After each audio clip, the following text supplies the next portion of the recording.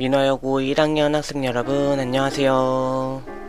지난 시간에는 일본과 맺은 강화도 조약과 개항 후 조미수 통상 조약 등 서양 열강과 맺은 여러 조약에 대해 살펴보았는데요.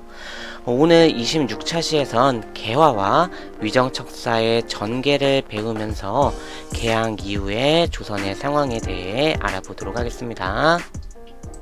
자, 우선 학습 목표를 통해 오늘 배울 내용을 알아보도록 할까요? 자, 먼저 개항 이후 조선 정부에서 추구한 개화 정책의 주요 내용을 살펴보도록 하겠습니다. 다음으로는 이에 대한 반대로 이루어진 위정 척사 운동의 전개 과정과 각 시기별 특징에 대해 알아보도록 하겠습니다. 자, 그러한 정부의 개화 정책에 반발하며 일어난 대표적인 사건 이모군란에 대해서 마지막으로 정리하면서 수업을 마치도록 하겠습니다. 자, 먼저 수업 본 내용을 살펴보기 전 개항을 전후로 전개되는 우리 민족 운동의 큰 흐름을 살펴보도록 하겠습니다. 우리가 이전에 호랑 논쟁을 배우면서 호론이 위정척사 운동, 낭론이 북항론으로 각각 계승된다고 배웠는데, 먼저 제국주의, 서양 열강을 배척하자는 위정척사 운동 계열은 이후 항일 의병운동 및 의거활동, 그리고 일제강점기 항일 무장투쟁으로 이어지게 됩니다. 또 한편 서양의 문물을 받아들이지 않은 개화운동은 애국개몽 운동으로 일제강점기 시기 실력 양성운동으로 계승됩니다. 이러한 큰 흐름을 이해하고 근현대사 내용을 학습하면 보다 내용을 잘 이해할 수 있을 것이라 생각합니다. 개항 이후 조선 정부는 본격적으로 서구의 선진 문물을 수용하는 개화 정책을 펼쳐나가기 시작합니다. 이를 뒷받침한 세력은 조정 내 개화파 세력이었는데요. 그렇다면 이러한 개화파는 어떻게 형성이 되었을까요? 개화파의 계보를 보도록 하자면 18세기 활약한 북학파 실학자들로까지 거슬러 올라갑니다. 당시 청나라와의 교류를 통한 선진 문물 수용을 주장했던 박지원, 박제가 등이 있었고, 이들의 영향을 받은 사람들이 19세기 중반에 활약하는 박규수, 오경석 등의 통상 개화론자들이었습니다. 그리고 이들의 가르침을 받아 나오는 사람들이 김홍집, 어윤중, 김옥균, 박영효를 중심으로 하는 개화파 세력들이었던 것이죠. 이러한 상황 속에 고종과 민씨의 조선 정부는 개항 이후 서서히 서양의 문물을 수용하기 위한 개화 정책을 추진하게 됩니다. 먼저 했던 것은 이러한 개화 정책을 이끌 중심 기구를 만드는 것이었는데, 당시 청나라의 총리아문이라는 기구를 모방을 한 기구 통리기무아문을 만들어서 개화 정책을 총괄하게 하고, 그 밑에 12개의 부서를 두어 업무를 담당케 하였습니다. 무엇보다 고종이 가장 관심을 가진 분야는 군사 분야였습니다. 나라의 힘을 길러야 서양 열강과 일본 청나라에 맞설 수 있다고 생각을 하여 무엇보다 군사력 강화에 총력을 다하게 됩니다. 이에 기존 5개 군영 체제였던 5군영을 무위영, 장어영, 이영으로 개편하고 여기에 최신식 무기를 장착한 신식 군대인 별기군을 창설하였으며, 이에 대한 훈련을 일본인 교관이 담당하도록 합니다. 즉 조선의 군대가 무위영, 장어영의 구식 군대와 신식 군대인 별기군으로 나뉘게 된 것이었습니다. 군사 분야 이외에도 여러 근대 시설을 설치하며 서양의 문물을 받아들이고자 노력하였는데요. 대표적으로 근대 무기를 제조하는 공장인 기기창, 신문 및 서적을 출판 또는 인쇄하는 방문국, 화폐를 발행하는 전환국, 그리고 우편 업무를 담당하는 우정총국 또는 우정국을 만들어 선진 문물을 받아들이고자 하는 것이 당시 조선 정부의 모습입니다.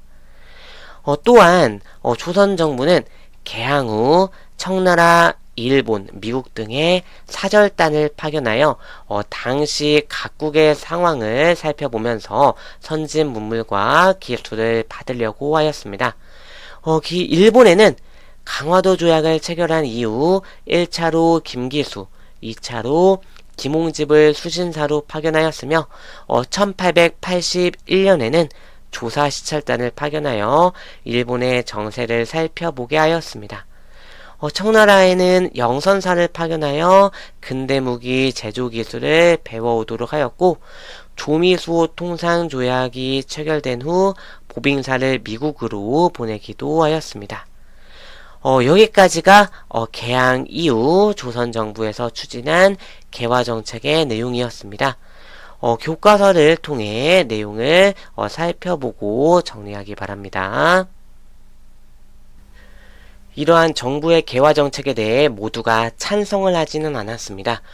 서양 세력과의 통상을 반대하고 서양의 문물과 사상을 배척해야 한다는 생각이 성리학을 공부를 하는 보수적인 유생들을 중심으로 확산되었습니다.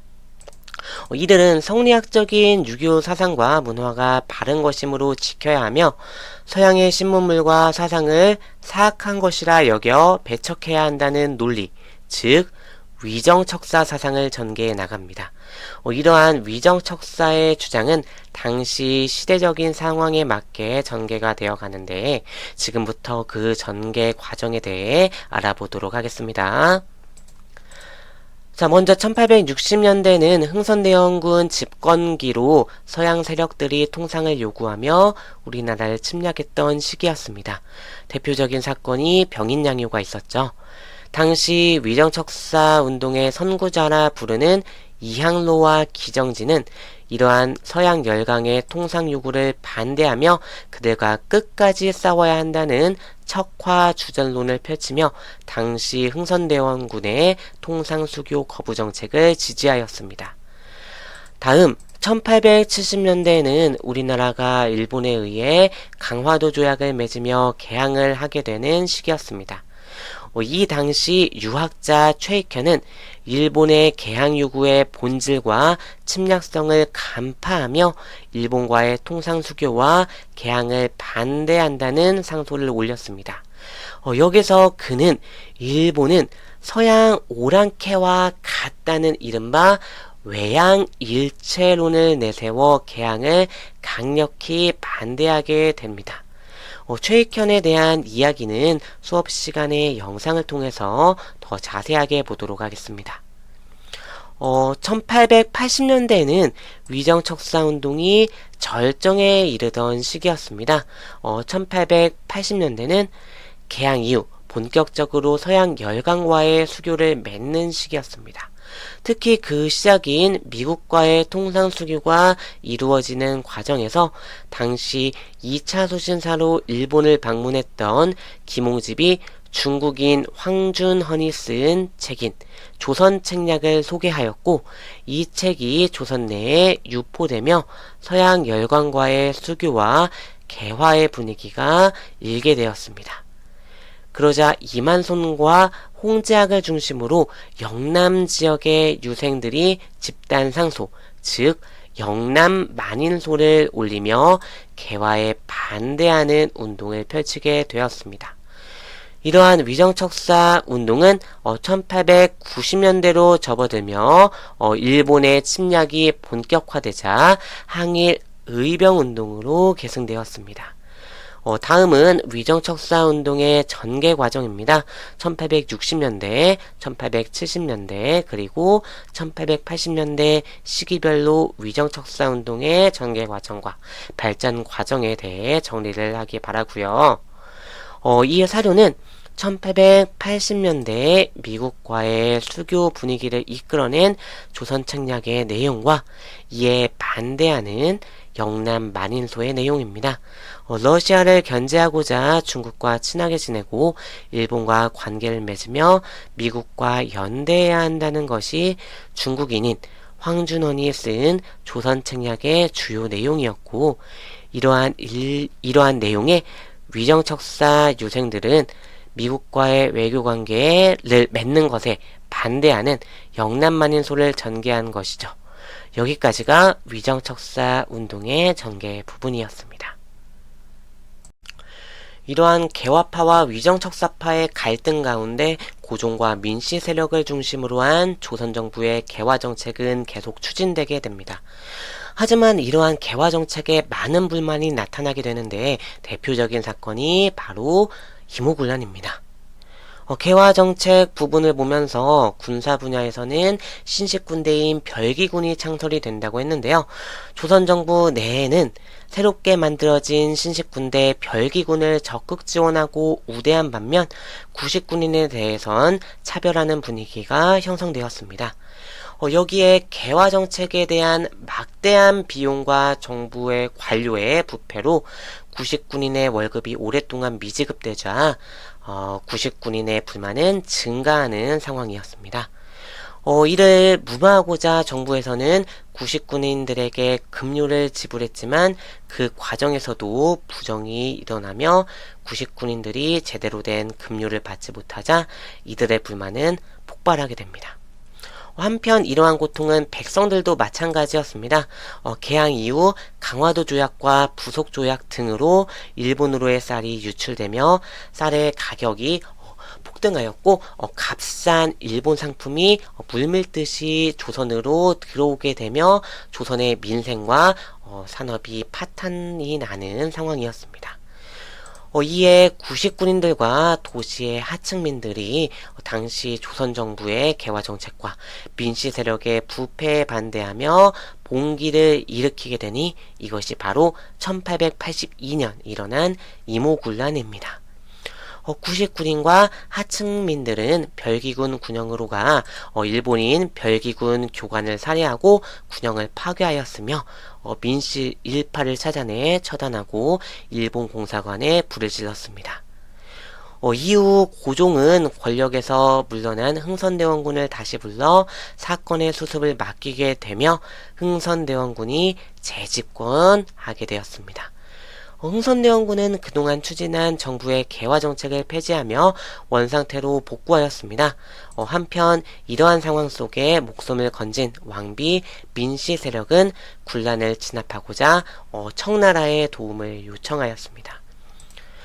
결국 민씨 세력에 의해 청나라 군대가 조선에 들어와 군란을 진압하였고 재집권한 흥선대원군을 청나라로 납치하며 이모군란은 결국 실패로 끝나게 됩니다. 여기까지가 1882년 일어난 이모군란의 배경과 전개 과정에 대해 알아보았습니다. 교과서 내용을 통해 여러분들이 정리해보기 바랍니다. 자, 이모군란이 끝난 후 일본은 조선의 이모군란으로 인한 피해의 책임을 물어 조선과 재물포 조약을 체결하여 조선이 배상금을 지불하고 일본 공사관 내에 일본군 경비병력을 주둔하게 하였습니다.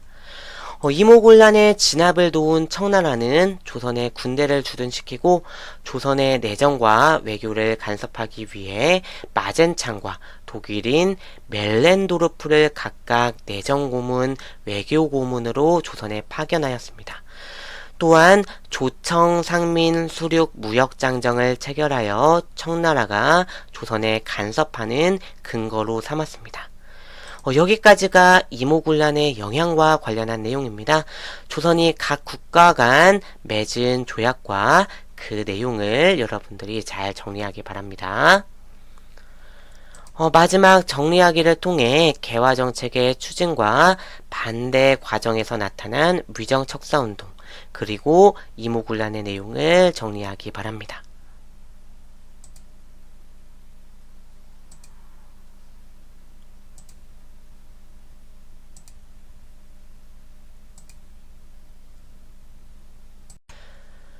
자, 여기까지가 오늘 이 시간 배울 모든 내용이었습니다. 내용이 많았음에도 불구하고 끝까지 잘 들어주어 고맙습니다. 그럼 우리는 학교에서 만나도록 하겠습니다. 모두 안녕.